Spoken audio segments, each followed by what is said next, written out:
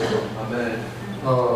今天晚上我们会这个越过一个大的段落，这个从这个我们这个信息的第5篇要跨到这个第6篇那这个第5篇，你们记得我们就说到就是上行的扩大也就是在上行里边我们所经历的成长那第5篇包含3篇诗，就是诗篇的第129篇到131篇那我们在这一段停留非常久的时间这一段可以说是诗篇这个上行诗里面非常关键的一段。如果你没有经过这一段，你很难跨到这个第6篇那3篇的诗里面。那这个129篇我们以后说过，就是说到这个主在我们身上的制作就是说到有患难的更离。那130篇呢，说到我们对这个制作的回应，对不对呢？那这个回应乃是那个我们发自于深处的求呼然后呢，最后就结束在这个我们与主成为一使我们经历全然的安息，对不对？那我个人是非常宝贝这一段那经过这样一种的过程，我们这个人就真正来经历什么叫做生命的长大，对不对？我以后也说过，这个生命的长大，另一面来说，也就是那个在生命里的扩大，对不对？这个扩大就是在我们里面来说，乃是指着基督在我们里面的扩大，对不对？他的主权、他的地位他的度量都这个因着我们的成长得着扩大。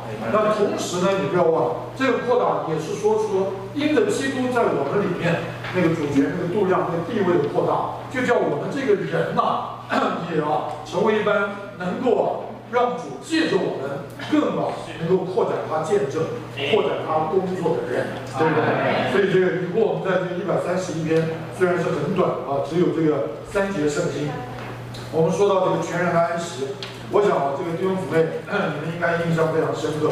那里这个给我们看见什么叫做这个生命成长的扩大呢？跟我们天然观念完全不一样，对不对？多少年，包括我自己在内，我们读这个131篇一开始读到耶和华，我的心不狂傲，我的眼不高大，过于重大和稀奇的事，我也不去行，对不对？所以我们怎么读都读得非常外面，对不对？一读到非常外面，那意思也就是什么？就是我成为一个这个非常这个怎么讲？从一面来讲，好像我敬畏主，但另一面来讲，我成为一个非常静态、不敢来运作的人，对不对呢？因为这里说到我的心不狂傲，对不对？所以这上次郭敬明犯了一个大忌，对不对？这个你们已经够颠覆了，对不对？像我们亲自都会竟然说要400人，郭敬明不过瘾，他说要700人，你看这都是让我们觉得非常这个非常被挑战的一件事但是弟兄姊妹，你要看见那我倒不是说我们弟兄们在主里面真的有一种某种所谓的达到成熟，其实我们都在成长过程中。但是我愿意跟弟兄姊妹来转这个观念，就是你看真正一个在主里成熟成长的人好像这个他就不敢来替主在任何一件属灵的事上来下定论，对不对？这个比方说，这个李弟兄他回到台湾来，这个带新路，你知道吗？有一场聚会我在，那个我们都是全天那场聚会，他大概也是在那场聚会，据我所知讲这个话，那真的把我吓了一大跳。他说当然这个话我是背不下，因为那个太久以前了，但意思大概是这样。他说我绝不敢这么肯定，绝不敢这么肯定，这个所谓的新路是主就这么托付我来做。你看那个话是不是让人非常吃惊，也吓一跳？懂不懂？他在那带领新路，天翻地覆，全球跟着这个都在那个一起这个响应。然后他说到新路那么有把握，这是神命令的路。但是等到有一天，他说到底主有没有今天这样的来托付他？他说他不敢那么的肯定，懂不懂？这条路他是很肯定的，但是是不是这么确定的能够说主今天就托付我？他竟然在那个聚会讲说，我不敢那么的确定。但是你要知道，李丁能够做一件事，如果没有相当一种从主来的把握，他是不会随便做。也就是说，他在一面来讲，在那里有一种的情形，他敬畏主，对不对？他不敢这么的主观，这么的有把握，觉得这就是我这个主叫我做，他不一定愿意这样讲。但是另一面呢，他也绝不是随随便便来带这么大的一个行动啊。那我讲这个意思，也就是说，一面来讲，他不敢确定，对不对呢？这事实主就一定就是托付给他来做，但是他是学着或者他是操练来在灵里学着跟随主的引导，对不对？他总觉得这好像是有主的引导，对不对？好，那他似乎没有那么十足的把握，主一定托付他来做这件事。但是呢，他也不限制主，他不因为这样，他就来推翻了这件事，在主的恢复里面这个出现的可能。那事实上，我必须坦诚的讲，我这个话是很谨慎的讲，因为录影机都在这里。我问，直到你不用被主接去之后，我问你心路到底成功？你看我那不大敢讲，懂了？至少你不用讲得很清楚。后来他讲神成为人，还有人成为神，就是为了基督身体的实际。到了最后一边，他是很沉重的讲，他说直到今天全地有这么多所谓在主恢复里的地方教会，但是他必须说没有多少身体的实际。你懂我意思吗？你懂我意思吗？那事实上我们也不要那么夸口，对不对呢？所以我们也必须承认这件事是不简单，不简单归不简单，我们绝不应该因此就推翻这件事的可能，对不对？所以这个就是说你的心不要狂傲，对不对？所以许多的时候我们太狂傲，我们就在那里越过主来定规或者论断这件事是可能的，那件事是不可能的，这件事是可行的，那件事是不可行的，对不对？这个只要是在圣经里面是出于主的，是出于主的话的，我们都必须简单的相信和接受，对不对呢？好，那所以这里讲说，这个耶和华我的心不狂傲，我的眼不高大，过于重大和稀奇的事，我也不去行啊。那这个我再说，这绝不是指的说，所以我们就什么事都不做，天天等在那边不，我们乃是在信心里，对不对？照着主在他的话所给我们看的原则，凭着信心来去做，对不对？我们不在那里轻易的推翻，虽然这些事是很困难，虽然我们今天所走的路可能是基督教2000年来都没有成功，对不对？但是我们绝不应该这样就在一个狂傲的态度来这个推翻这件事，对不对？因为它乃是在圣经中啊。好，这样一种的这个操练，就使我们能够在这个使我们的魂平稳安静，对不对？好像断过奶的孩子在他母亲怀中，这我上次都已经说了，对不对？131篇第3节就说：以色列你当仰望耶和华，从今时直到永远啊。那换句话说，你就看见一个非常真正在生命里成熟老练的人，说到老，他比谁都老；说到节礼，他比谁都节礼；说到拼，他比谁都拼。清不清楚吗？但是另一面来讲，成不成，他知道不在他，那是主负责，对不对？这个到底会不会有一种的这个结果？那不是我们负责，那是主来负责，对不对？那我们负责什么？我们负责成为一般在主怀里安息的人。这个我们尽管在恩典的范围里面，也就是像在婴孩，像在母亲的怀中，成了一个断奶的人，断奶就是他满足了嘛。在恩典里面，他是完全安息，对不对呢？不止如此，这里就给你看见，不是雅各，是以色列，对不对？以色列乃是说出这个人的成熟，对不对？他说：“以色列你当仰望耶和华，从今时直到永远，对不对？”这个你要看见，一个孩子在母亲的怀中的时候，他再也什么都看不见，阿们。他的眼只能看见耶和华，也就是母亲，对不对？这个若是你们做过母亲，把孩子抱在怀里，你就知道，对不对？当孩子在母亲的怀中的时候，他的眼睛什么都看不见，他唯一能看见的就是母亲的脸，对不对？好，所以这里说，你当仰望耶和华，从今时直到永远，对不对？你看，你不用在这里带神所命定的路，有没有艰难？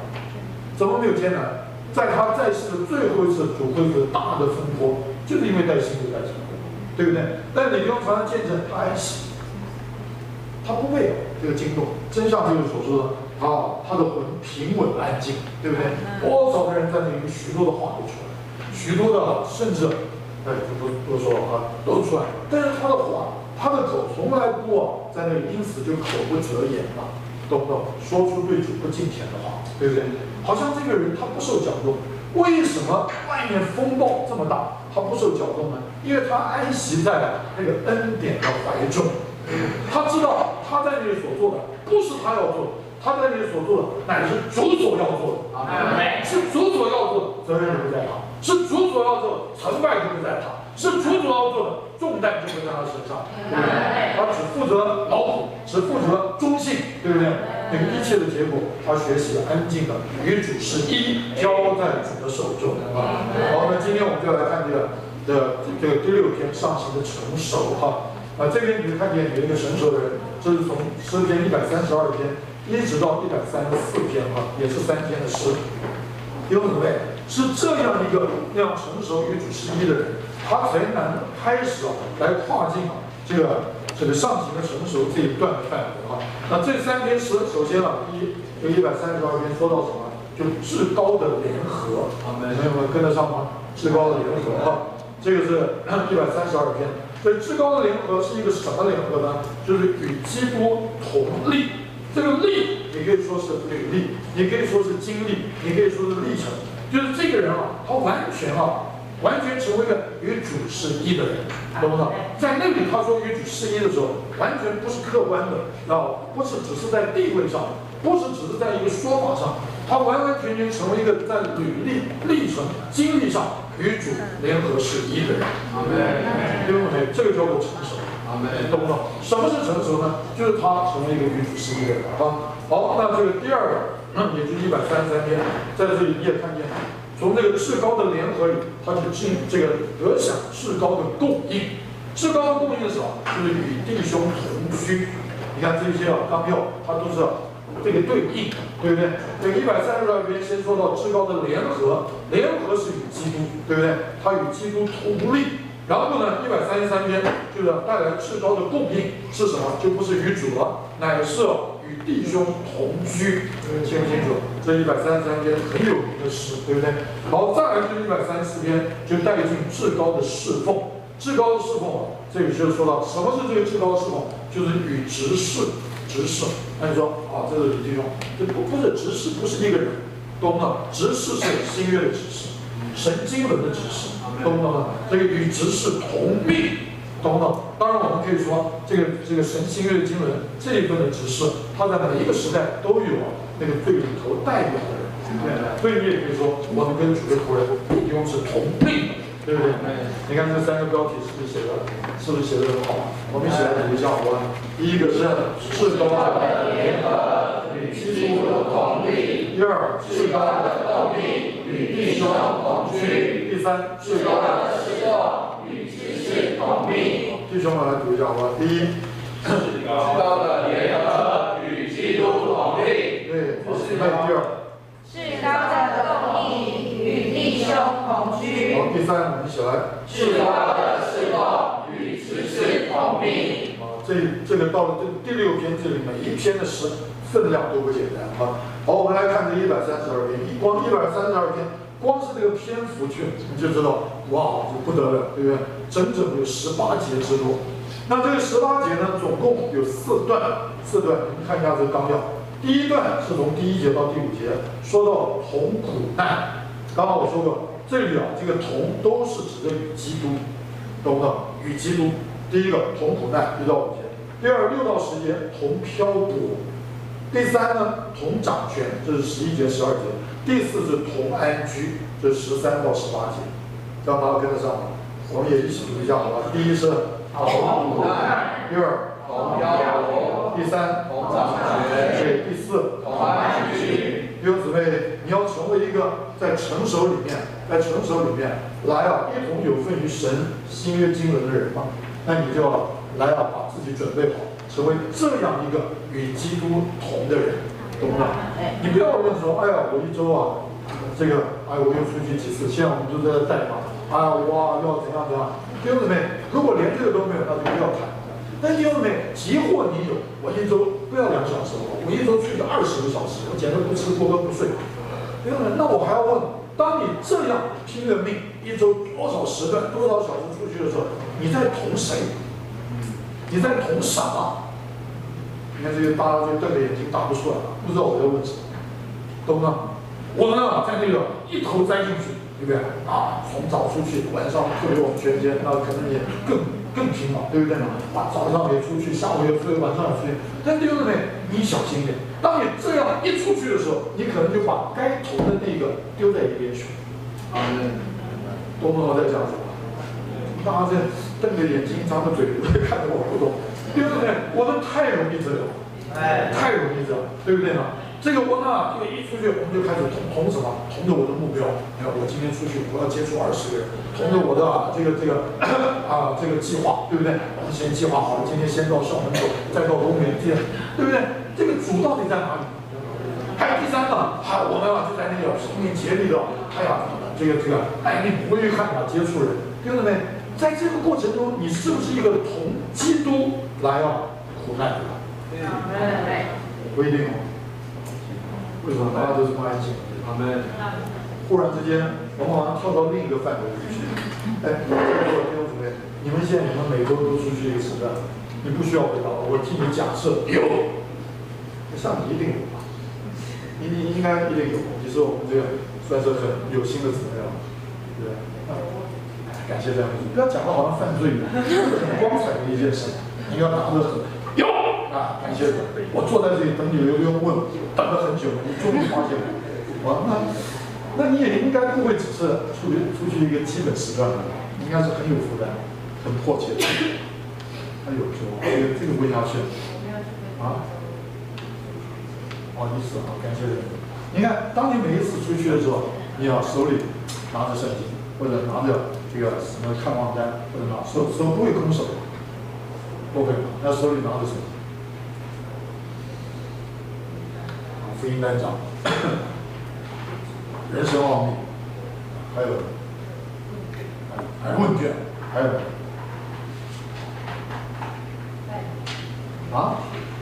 袋子里还一大堆东西，哇，枪炮炸弹一大堆东西，你说什么？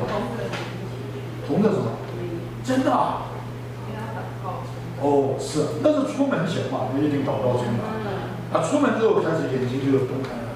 猎物寻找猎物，出门之后有没有继续同的人？这个问题就不好答了。这个问题不好答，你不要觉得很惭愧吧？感谢主，你比我们很多人一定刚强很多啊。好，那出去通常都是一定吃排头吃得多，不会接触一个就是马上那个就是我要受精，又接触一个我要长，我要去又接触一个我要参加全天训练，不会。不可能吧？差不多接触10个，总有6、7个，对不对？你都不理你啊，或者说不一定要在乎你啊，对不对？那个时候我就觉得我有甚苦啊，有觉得甚苦，是什么苦呢？与基督同苦。现在你们懂不懂？我现在在问这个问题了。大家没有回应，我不是在对他一个人讲，我在对你们大家讲。阿门吧。嚣张了。你看有这个拼的吗？对吧？或者。什么？你叫什么视同啊？对吧？像见闻啊，你们这些都是应该很拼的。都不回答我，都不回答我，这个瞬间你应该也是很拼的。现在都不敢讲话，对吧？对不对？常常我们出去的时候，对不对？碰到都不一定这么好的反应，好反应不会多嘛。那碰到这些大部分都不一定是这么正面的反应的时候，都会觉得苦。说我不苦，我已经了，那你这个人不正常，你不正常，你一定是很不正常，你懂吗？这绝对是这样，对不对？你是一个有血有肉的人吧？阿门吧？你是会有的。那弟兄姊妹，这个时候你知道，我们的苦常常不一定能连到基督的那个苦，对不对？我们的苦大部分都是，你看，早就有知道，人家当我那一年要出来全天的时候。从我爸到我妈到我的兄弟姐妹都劝我不要全天，全天是很苦的，我没听嘛。哎呀，现在真是懊恼啊，真是懊恼啊。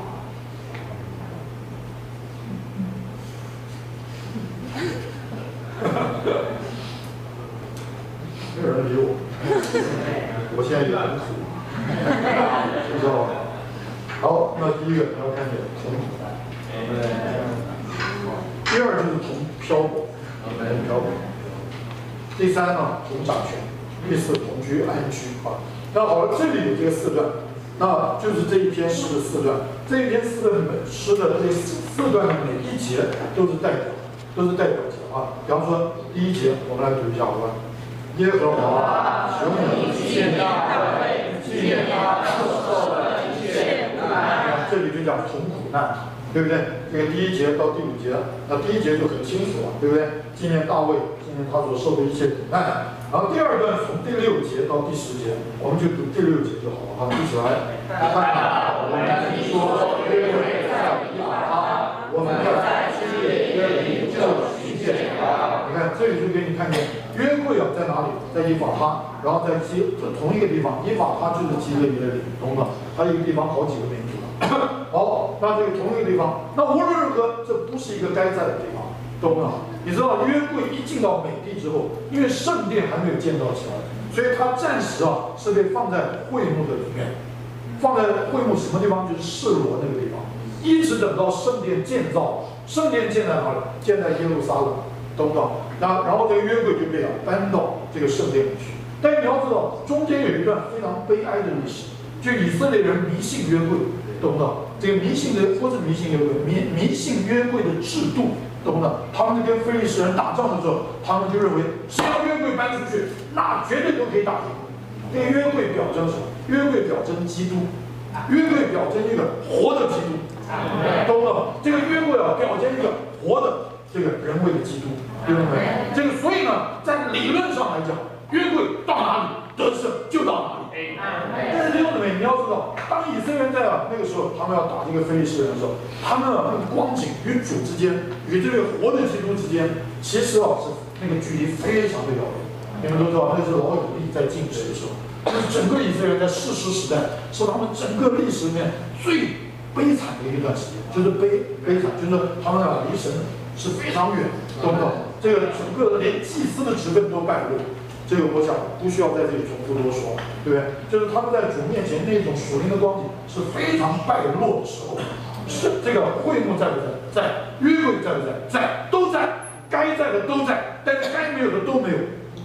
所以那个时候不是讲吗？耶和华的话语稀少，对不对？这个神的灯在那里还没有熄灭。你想这个话是什么意思？是正面的吗？